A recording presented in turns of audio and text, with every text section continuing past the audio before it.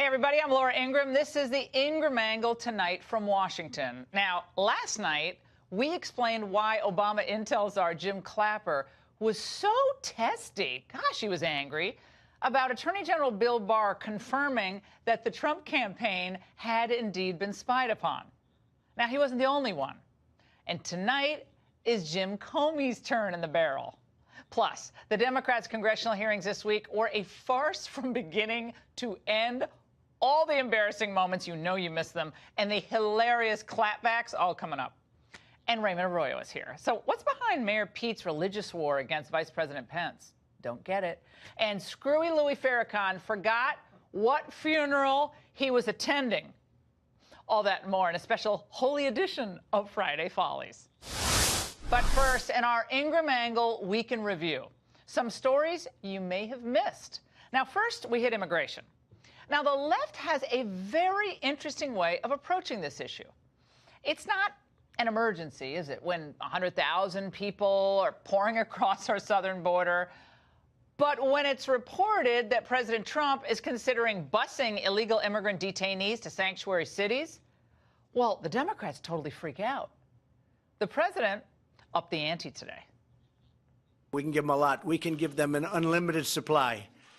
And let's see if they're so happy. They say we have open arms. They're always saying they have open arms. Let's see if they have open arms.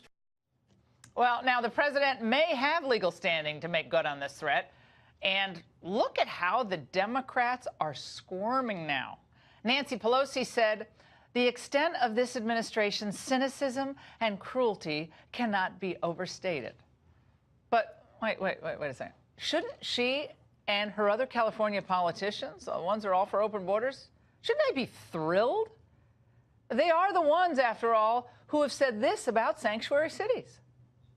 In our sanctuary cities, our people are not disobeying the law. So it's not a question of giving sanctuary to someone who has is guilty of a crime. The fact is, sanctuary cities keep people safer, they keep people healthier, and they keep people educated. Gosh, I mean, that's just a commercial for sanctuary cities. Take them in, bring them in, welcome them in. But it's not so simple, is it? Consider this horrific crime in the sanctuary city of Jersey City.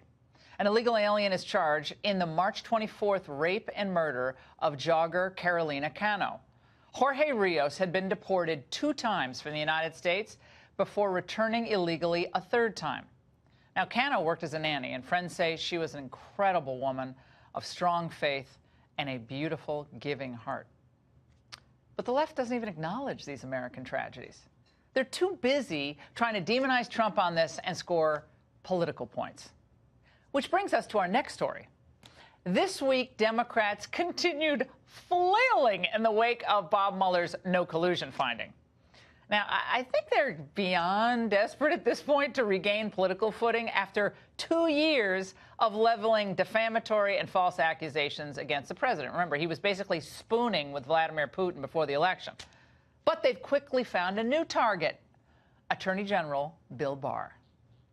His credibility will be absolutely shredded if he fails to retract this assertion. He lost whatever credibility he may have had. The chief law enforcement officer of our country is going off the rails. The Attorney General feels that it's his job to do the president's bidding.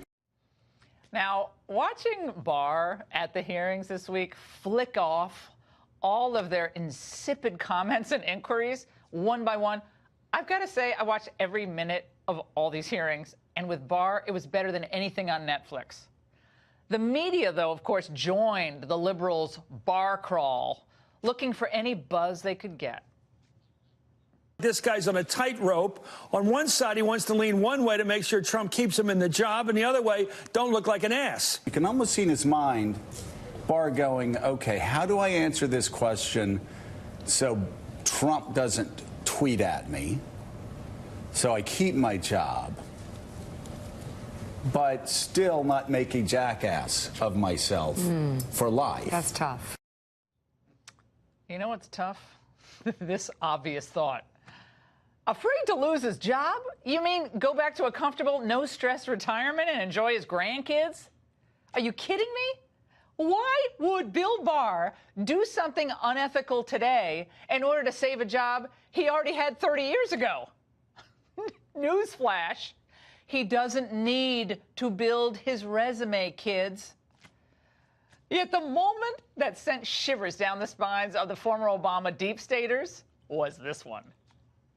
I think spying on a political campaign is a big deal. Yes, I think spying did occur. And I'm not suggesting it wasn't adequately predicated, but I'd need to explore that. Now, I wondered how former FBI Chief Jim Comey felt upon hearing that spying reference. Look, this was terrible. It makes me mildly nauseous to think that we might have had some impact on the election. Well, it turns out that former spooks with something to hide practice the art of deflection, and then they play word games. Spying has a term I've never liked. I never liked that term being applied to me. It has a bad connotation. It's a pejorative term.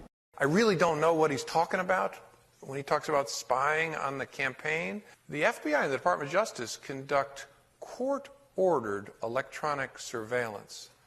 I have never thought of that as spying. So let me get this straight. Clapper and Comey, otherwise known as Jim Squared, that's what we call him here, were the guys determined to get something on President Trump, both through surveillance and leaking to the media. But now they're spending their time quibbling with the term spying.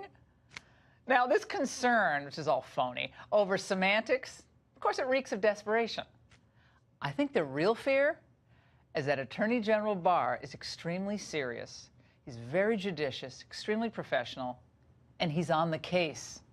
And they also know that the Inspector General, Mike Horowitz, will not only clean up this mess, but hold those who perpetrated this fraud accountable.